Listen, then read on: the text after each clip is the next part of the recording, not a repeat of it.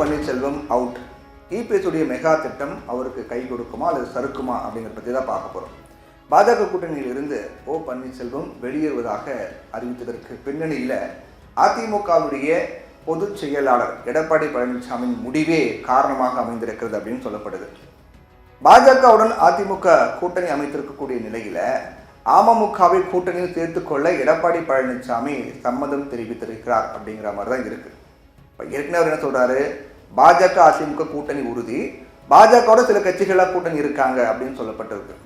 அப்போ இதில் மிக முக்கியமான விஷயம் என்னன்னு பார்த்தோன்னா, அதை நம்ம அடுத்தது பார்க்க போகிறோம். 2026 சட்டசபை தேர்தலையொட்டி அதிமுகவுடன் பாஜக கூட்டணி அமைச்சிருக்காங்க.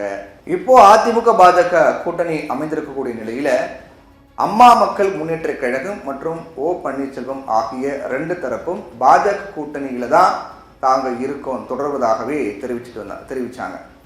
அதிலும் அமமுகவுடைய பொதுச் செயலாளர் டிடி தினகரன் பொறுத்த வரைக்கும் எடப்பாடி பழனிசாமி வெற்றி பெற நாங்க பிரச்சாரம் செய்வோம் அப்படிங்கிற மாதிரி, அதாவது கூட்டணிக்காக பிரச்சாரம் செய்வோம் அப்படிங்கிற மாதிரி தெரிவிச்சுக்க. ஆனால் அம்மா மக்கள் முன்னேற்ற கழகம் மற்றும் ஓபி உள்ளிட்டோர் கூட்டணியில் இருக்கிறார்களா அப்படிங்கிறது குறித்து அதிமுக தரப்பில் யாருமே வெளிப்படையாக சொல்லாமல் இருந்தாங்க.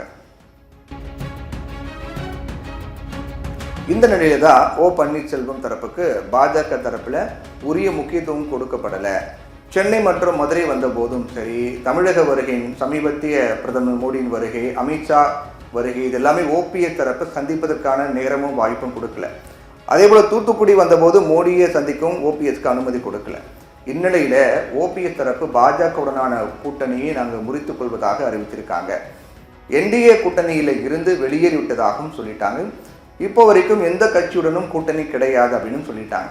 இப்போ ஓபிஎஸ் தரப்பு இந்த முடிவு எடுக்க என்ன காரணம், யார் காரணம்னு பார்த்தோம்னா, அதுக்கு பின்னணியிலும் எடப்பாடி பழனிசாமி இருக்காரு, மறைமுகமாக காரணமாக அமைந்திருக்காரு. ஓபிஎஸ் எப்படியாவது வெளியேற்றணும் அப்படிங்கிற மாதிரி முடிவு பண்ணி, தனிமைப்படுத்தணும் முடிவு பண்ணி இது மாதிரி காய் நகர்த்தல்கள் செஞ்சிருக்காரு பாஜக மூலமாக அப்படின்னு சொல்லப்படுது.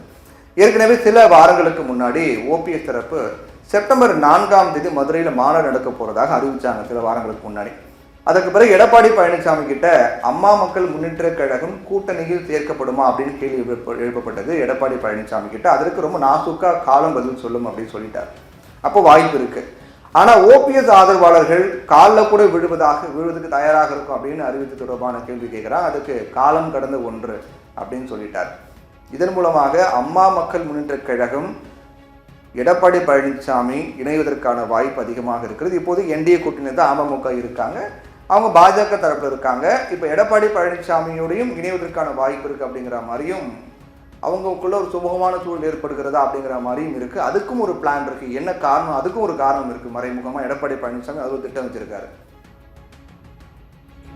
இப்போ இதனால என்ன ஆகுது, அமமுகவுடன் தொடர்ச்சியாக பாஜக நெருக்கம் காட்டி வராங்க, அதிமுகவுடன் நெருக்கம் காட்டி வராங்க. இதுதான் ஓபிஎஸ் தரப்பை பாஜக கைவிட காரணமாகவும் அமைந்திருக்கிறது.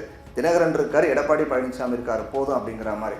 அது மட்டும் இல்லாமல் என்ன ஆகுதுன்னா, பன்னீர்செல்வம் மற்றும் நயினா நாகேந்திரன் பாஜகவுடைய தமிழக தலைவர் இருக்கார் இல்லையா, அவங்க சார்ந்த அந்த வாக்குகள் ஒரு 2 பேரும் ஒரே சமூகத்தை சார்ந்தவர்களாக இருக்கக்கூடிய சூழ்நிலையில ஓபிஎஸ் ஆதரவு மாவட்டங்களில் நயினா நாகேந்திரன் டிடி தினகரனை வைத்து ஈடு செய்யலாம் அப்படின்னு எடப்பாடி பழனிசாமி கணக்கு போட்டிருக்கார்.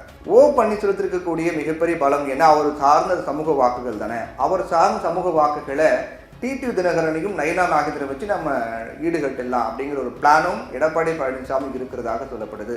அதே போல அந்த குறிப்பிட்ட சமூகத்தினுடைய ஒரு பிரிவை மட்டுமே எடப்பாடி பழனிசாமி அரவணைப்பதன் மூலமாக பார்த்தோம் அப்படின்னா வாக்குகள் பெரிய அளவில் சிதற வாய்ப்புகள் கம்மி தான்.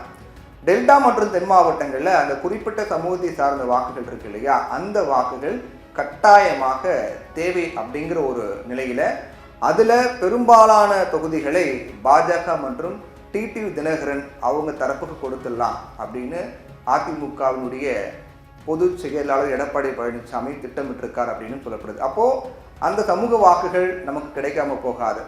இப்போ எங்கெங்கெல்லாம் பன்னீர்செல்வத்திற்கு அவர் சார்ந்த சமூக வாக்குகள் இருக்கோ அங்கெல்லாம் பாஜகவையும் தினகரனையும் முன்னிறுத்தி அவங்களுக்கு அந்த தொகுதி கொடுத்துருவோம் அப்படிங்கிற மாதிரி எடப்பாடி பழனிசாமி கணக்கு போட்டிருக்காரு. அப்போ ஓபிஎஸ்க்கு மிகப்பெரிய பலமாக சமூகம் சார்ந்த வாக்குகள் நமக்கு கிடைச்சிரும், ஓபிஎஸ் தனிமைப்படுத்தக்கூடிய திட்டம் நிறைவேறி இருக்கும் அப்படிங்கிற ஒட்டுமொத்த கணக்கினுடைய பின்னணி தான் இதில் இருக்கிறதாக சொல்லப்படுகிறது.